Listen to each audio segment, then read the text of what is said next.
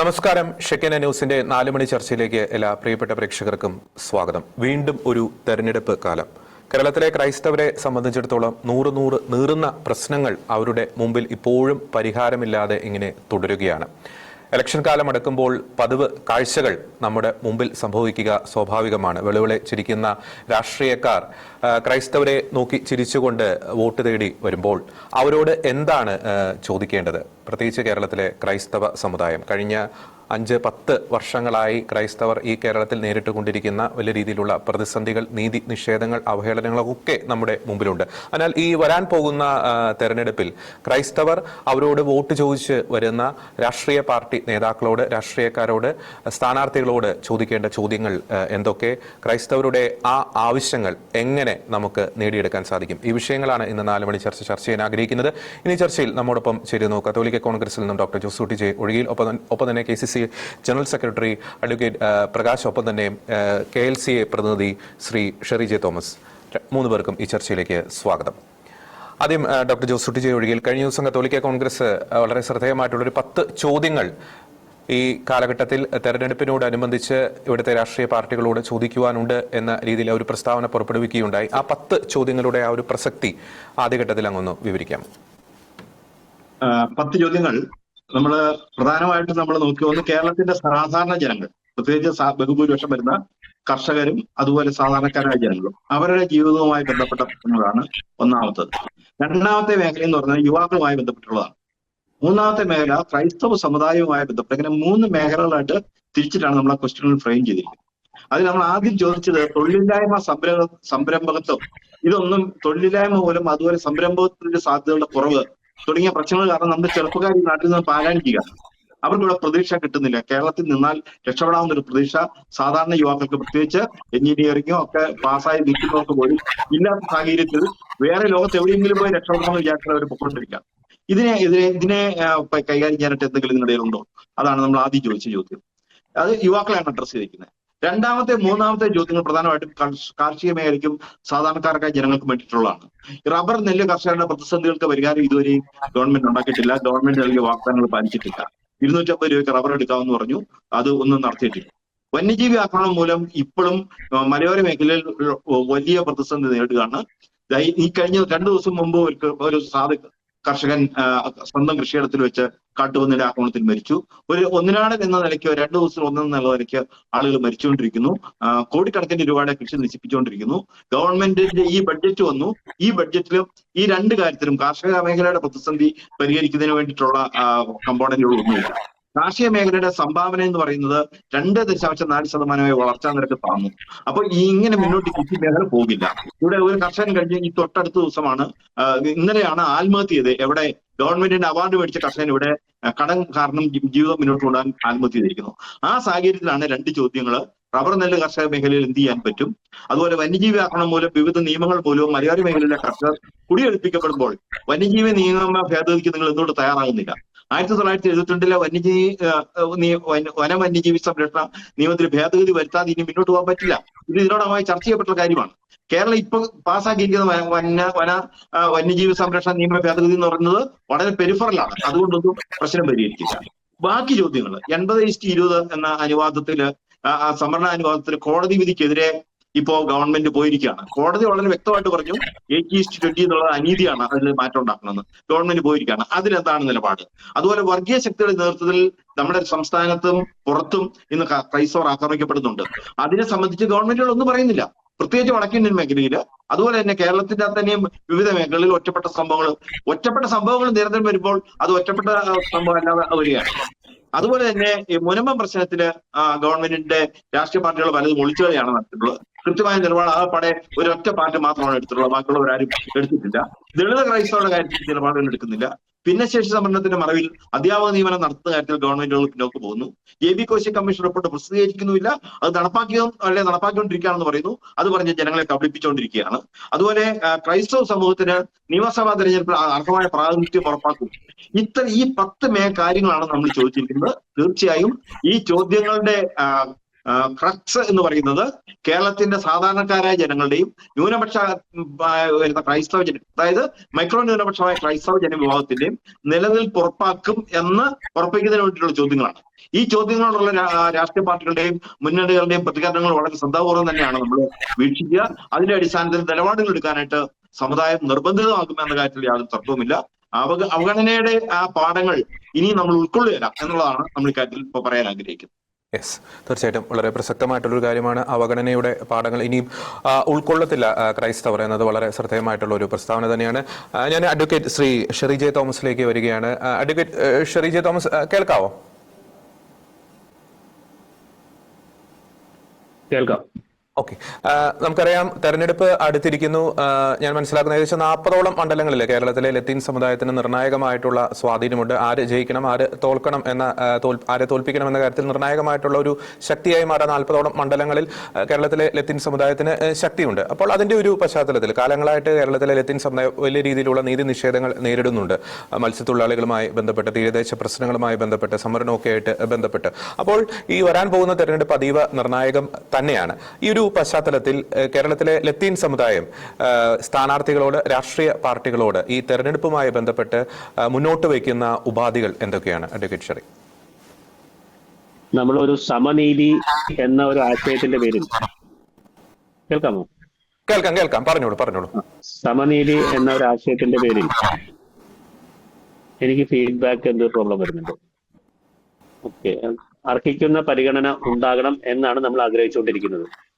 അതിന്റെ ഭാഗമായിട്ടാണ് ഏതാണ്ട് 40 നിയോജക മണ്ഡലങ്ങളിൽ ഈ കമ്മ്യൂണിറ്റി ഒരു ഡിസിസീവ് ഫോഴ്സാണ്.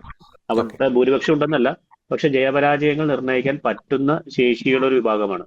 അതുകൊണ്ട് തന്നെ നമുക്ക് കൂടുതൽ സ്വാധീനമുള്ള സ്ഥലങ്ങളിൽ അർഹിക്കുന്ന സീറ്റുകൾ ലഭിക്കണം എന്ന് പ്രധാനമായിട്ട് പറയുന്നു. അതോടൊപ്പം ഉന്നയിച്ചു വരുന്ന കാര്യങ്ങൾ ഈ തീരവുമായി ബന്ധപ്പെട്ടൊക്കെയുള്ള വിഷയങ്ങളിൽ പല കാര്യങ്ങളിലും എളുപ്പം തീർപ്പാക്കാൻ പറ്റുന്ന കാര്യങ്ങളിൽ കൂടി നടപടി ഉണ്ടാവുന്നില്ല. ഏറ്റവും നല്ലൊരു ഉദാഹരണം ഈ തീര നിയന്ത്രണ വിജ്ഞാപനത്തിന്റെ ഭാഗമായി ഈ കോസ്റ്റൽ ഏരിയയിലുള്ള എല്ലാ സ്ഥലങ്ങളിലും വീടുകൾ നിർമ്മിക്കാൻ നിയന്ത്രണങ്ങളുണ്ട്. ആ നിയന്ത്രണങ്ങൾക്ക് ഇളവുകൾ വരുന്നതിന്റെ ഭാഗമായിട്ടാണ് പുതിയ വിജ്ഞാപനത്തിൽ 2019 വിജ്ഞാപനത്തിൽ കുറെ ഇളവുകൾ കൊണ്ടുവന്നത്. പക്ഷെ അത് ഇളവുകൾ നടപ്പിലാക്കണമെങ്കിൽ ഒരു കാര്യമുള്ളത്, ഈ ദ്വീപുകൾക്കൊക്കെയുള്ള 20 മീറ്റർ പരിധി വരണമെങ്കിൽ IIMP എന്ന് പറയുന്ന ഇന്റഗ്രേറ്റഡ് ഐലൻഡ് മാനേജ്മെന്റ് പ്ലാൻ വരണം. ആ പ്ലാൻ വരണമെങ്കിൽ സ്റ്റേറ്റ് ഗവൺമെന്റ് ആ പ്ലാനിനെ സംബന്ധിച്ച് കരട് പ്രസിദ്ധീകരിച്ച് പബ്ലിക് ഹിയറിംഗ് നടത്തി അത് ഫൈനലൈസ് ചെയ്യണം. അത് ഫൈനലൈസ് ചെയ്യാത്തത് കൊണ്ട് ഈ തീരത്തുള്ള ഒരു ഉൾനാടൻ ദ്വീപിലും ഈ ഇളവ് കിട്ടിയിട്ടില്ല. ഞാനൊരു ഉദാഹരണം പറഞ്ഞതാണ്. അപ്പൊ അങ്ങനെ ചെയ്യാവുന്ന JB കോശി കമ്മീഷൻ 284 ശുപാർശകളിൽ ഒരെണ്ണം ഈ പറയുന്ന ശുപാർശയാണ്. ഭവന നിർമ്മാണത്തിനുള്ള സാധ്യതകൾ വരുത്തി ശരിയാക്കിയെടുക്കുക എന്നുള്ളതാണ്. അപ്പൊ അങ്ങനെയുള്ള കാര്യങ്ങളിലെല്ലാം മുന്നണികളുടെ നിലപാട് എന്താണെന്ന് അറിയാൻ ഞങ്ങൾ ആഗ്രഹിക്കുന്നുണ്ട്. അതിന്റെ ഭാഗമായി ബേസിക്കലി പറഞ്ഞിട്ടുള്ളത് അർഹമായ പ്രാതിനിധ്യം, അതിപ്പോ എവിടെയൊക്കെയാണ് സ്ഥാനാർത്ഥികൾ വരുന്നതെന്നൊക്കെ അറിയട്ടെ. അപ്പൊ അതിനുശേഷം ആ രീതിയിൽ തക്കതായ നടപടികളും നിലപാടുകളും എടുക്കും. പിന്നെ നമ്മൾ അതിന്റെ ഈ JB കോശി കമ്മീഷന്റെ ഒക്കെ തന്നെ മുന്നോടിയായി പ്രവർത്തനം അത് നടപ്പിലാക്കുന്നതിന്റെ ഭാഗമായി ഓരോ നിയോജക മണ്ഡലങ്ങളിലും നമ്മൾ ജനകീയ കൺവെൻഷനുകൾ നടത്തുകയാണ്. അപ്പൊ അതിന് ആദ്യത്തെ കൺവെൻഷൻ ഈ മാർച്ച് 1 വൈപ്പിനിൽ നടക്കുകയാണ്. അപ്പൊ അത്തരത്തിലെല്ലാം ഒരു ബോധവൽക്കരണ പരിപാടികളും എന്താണ് വിഷയങ്ങളെന്ന് ജനങ്ങളുടെ മുന്നിൽ അവതരിപ്പിക്കാനുള്ള സാധ്യതകളും നമ്മൾ തേടിക്കൊണ്ടിരിക്കുകയാണ്. ഓക്കെ, കേരളത്തിലെ ലത്തീൻ സമുദായം പൊതുവെ ഒരു സമദൂര നിലപാട് തന്നെയാണ് സ്വീകരിച്ചിട്ടുള്ളത്. അപ്പോൾ നേരത്തെ അങ്ങ് പറഞ്ഞതുപോലെ എല്ലാ നിയോജക മണ്ഡലങ്ങളിലും കൺവെൻഷനുകൾ നടത്താൻ പോകുന്നു. അപ്പോൾ ഈ നിലപാടുകളോട് അല്ലെങ്കിൽ ഈ ആവശ്യങ്ങളോട് അനുഭാവപൂർണമായിട്ടുള്ള ഈ ഒരു സമീപനം സ്വീകരിച്ചില്ലെങ്കിൽ ഈ സമദൂര നിലപാട് ഉപേക്ഷിക്കാനുള്ള ഒരു സാധ്യതയുണ്ടോ? അത്തരത്തിലുള്ള മുന്നറിയിപ്പ് സമുദായം നൽകുന്നുണ്ടോ ഈ ഒരു ഘട്ടത്തിൽ? ഈ സമദൂരം എന്നത് പ്രശ്നാധിഷ്ഠിത മൂല്യാധിഷ്ഠിത സമദൂരം എന്നാണ്. അതിന് മുന്നിൽ പ്രശ്നാധിഷ്ഠിതവും മൂല്യാധിഷ്ഠിതവും 2 വാക്കുകൾ കൂടിയുണ്ട്. അപ്പൊ പ്രശ്നങ്ങൾ അവതരിപ്പിച്ച് കഴിയുമ്പോൾ ആ പ്രശ്നങ്ങളോട് ഇവർക്കുള്ള മറുപടി എന്താണ്, അവരുടെ നിലപാട് എന്താണ്, അതനുസരിച്ച് അതിനകത്ത് ഏറ്റക്കുറച്ചിലുകൾ വരാം. പ്രശ്നാധിഷ്ഠിതം മൂല്യാധിഷ്ഠിതം അതിനനുസരിച്ച് സമദൂരത്തിൽ വ്യത്യാസങ്ങൾ വരാം. പക്ഷെ അതിനുവേണ്ടി ഇവരുടെ നിലപാടുകളും നടപടികളും കാത്തിരിക്കുകയാണ്. ഓക്കെ, വ്യക്തമാണ്. ഞാൻ അഡ്വക്കേറ്റ് പ്രകാശ് പി തോമസിലേക്ക് വരികയാണ്. നമ്മൾ ശ്രമിച്ചു വിവിധങ്ങളായിട്ടുള്ള ആവശ്യങ്ങൾ കേരളത്തിലെ വിവിധ ക്രൈസ്തവ റീത്തുകളിൽ നിന്ന്, കത്തോലിക്ക റീത്തുകളിൽ ക്രൈസ്തവ സഭകളുടെ ഭാഗത്തുനിന്ന് ഉയർന്നുകൊണ്ടിരിക്കുന്നു. അപ്പോൾ ഇത് നേടിയെടുക്കണമെങ്കിൽ ഒറ്റക്കെട്ടായിട്ടുള്ള ഒരു സമ്മർദ്ദ തന്ത്രം രാഷ്ട്രീയ പാർട്ടികളിലേക്ക് ചെല്ലേണ്ട ഒരു കാലം അതിക്രമിച്ചില്ലേ? Advocate Prakash P Thomas. കേരള ക്രൈസ്തവ സമൂഹത്തെ സംബന്ധിച്ചിടത്തോളം സമീപകാലത്തായിട്ട് വളരെയധികം അവഗണനയാണ് ഭരിക്കുന്നവരിൽ നിന്ന് ഉണ്ടായിക്കൊണ്ടിരിക്കുന്നത്. അതിന് കാരണമെന്ന് പറയുന്നത്, ഒന്നായി നിന്നുകൊണ്ട് സമൂഹത്തിന്റെ പ്രശ്നങ്ങൾ നമുക്ക് അവതരിപ്പിക്കാൻ കഴിയുന്നില്ല. ജനപ്രതിനിധികളായി നമ്മുടെ സമൂഹത്തിൽ നിന്ന് വരുന്നവർ തെരഞ്ഞെടുപ്പിന് ശേഷം അവർ വല്ലാത്ത സെക്യുലറിസ്റ്റുകളാണ് എന്ന് വരുത്തി തീർക്കുവാനായി നടിക്കുന്നത് നിമിത്തം ഈ സമുദായത്തിന്റെ പ്രശ്നങ്ങൾ മനസ്സിലാക്കിയാൽ അതിനനുസരിച്ച് നിലപാടെടുക്കാൻ തയ്യാറാകുകയോ ചെയ്യുന്നില്ല എന്നതാണ് ഏറ്റവും വലിയ പ്രശ്നം. ഇവിടെ എനിക്ക് മുമ്പ് സംസാരിച്ച രണ്ടുപേരും, ജോസൂട്ടി സാറും അതോടൊപ്പം തന്നെ അഡ്വക്കേറ്റ് ഷെരീഫ്, വളരെ വ്യക്തമായി പൊതുസമൂഹത്തിന്റെയും അതോടൊപ്പം തന്നെ ക്രൈസ്തവ സമൂഹത്തിന്റെയും പ്രശ്നങ്ങൾ പറഞ്ഞിട്ടുണ്ട്. ജസ്റ്റിസ് JB കോശി കമ്മീഷൻ ഉൾപ്പെടെ കേരള കൗൺസിൽ ഓഫ് ചർച്ചസ് ഇതുമായി ബന്ധപ്പെട്ട് ഇന്ന് കേരളത്തിലുള്ള 3 മുന്നണികൾക്കും നമ്മുടേതായ റെപ്രസെന്റേഷൻ കൊടുത്തിട്ടുമുണ്ട്.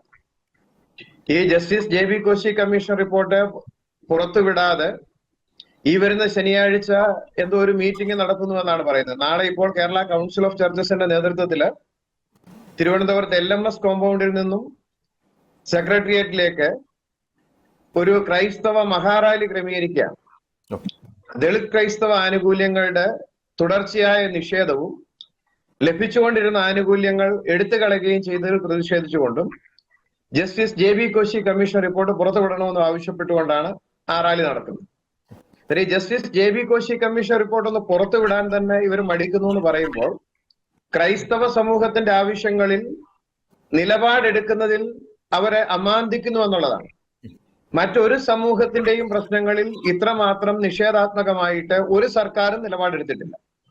ഇനി ഇത് മാത്രമല്ല, ഇവിടെ പറഞ്ഞത് കൂടാതെ ന്യൂനപക്ഷ സമൂഹത്തിന്, അത് കോശി കമ്മീഷൻ റിപ്പോർട്ട് പുറത്തു വന്നാൽ കൃത്യമായി അതിൽ പറഞ്ഞിട്ടുള്ള കാര്യമാണ്, ന്യൂനപക്ഷ സമൂഹത്തിന് മാറ്റിവെച്ചിരിക്കുന്ന ആനുകൂല്യങ്ങളില് ജനസംഖ്യാനുപാതികമായി ക്രൈസ്തവ സമൂഹത്തിന് ലഭിക്കേണ്ടുന്ന ആനുകൂല്യങ്ങൾ നാളിതുവരെ ഈ സംസ്ഥാനത്ത് ലഭിച്ചിട്ടില്ല.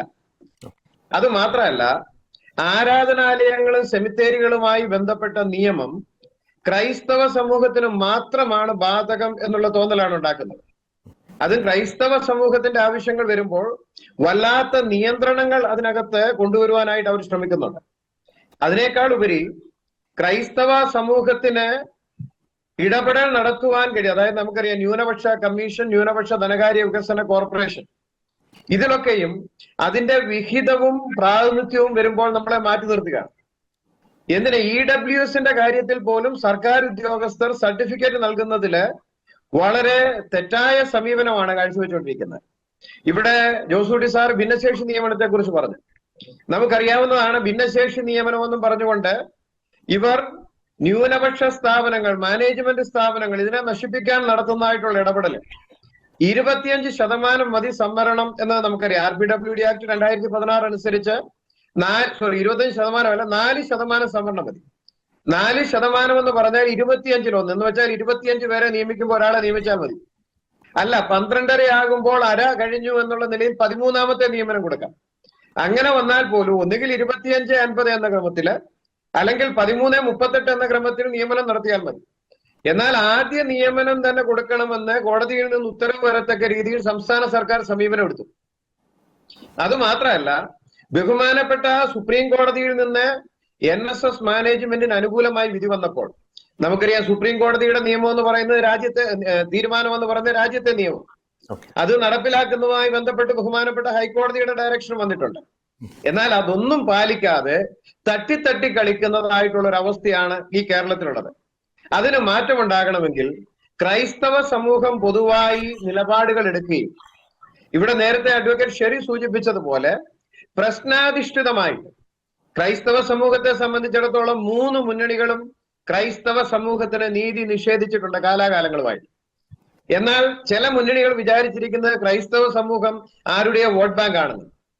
ആ ഒരു തെറ്റായ ധാരണ തിരുത്തുകയും പ്രശ്നാധിഷ്ഠിതമായി ആരാണോ നമ്മൾ ഉയർത്തുന്ന പ്രശ്നങ്ങളോട് ക്രിയാത്മകമായ സമീപനം പുലർത്തുന്നത് എന്ന് പറഞ്ഞാൽ അവരുടെ പ്രകടന പത്രികകൾ ഉൾപ്പെടുത്തുകയും, ഉൾപ്പെടുത്തിയാൽ മാത്രം പോരാ നടപ്പിലാക്കുമെന്ന് നമുക്ക് ബോധ്യമുണ്ടാക്കുകയും ചെയ്യുന്നത്.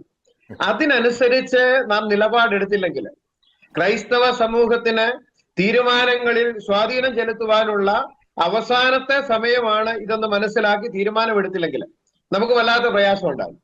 തെരഞ്ഞെടുപ്പ് എടുക്കുമ്പോൾ ഇപ്പോഴത്തെ എല്ലാ മുന്നണികളും അരമനകൾ കയറും, ക്രൈസ്തവ നേതാക്കന്മാരെ സമീപിക്കുവാൻ തയ്യാറാകും.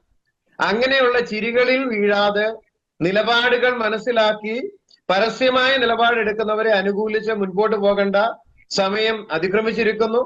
ആ രീതിയിൽ നിലപാടെടുക്കും എന്ന് പൂർണ്ണമായി പ്രതീക്ഷിക്കുന്നു.